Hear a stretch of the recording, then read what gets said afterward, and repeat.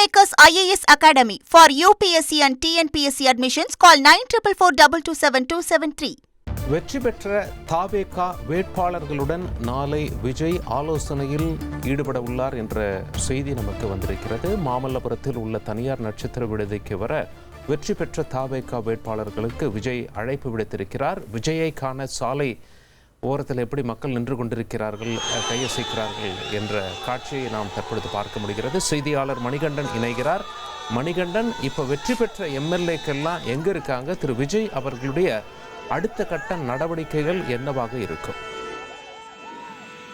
தமிழ்நாடு அரசியல்ல மற்றும் ஒரு வரலாற்று சிறப்புமிக்க ஒரு முடிவாக இந்த தேர்தல் முடிவுகள் அமைந்திருக்கிறது.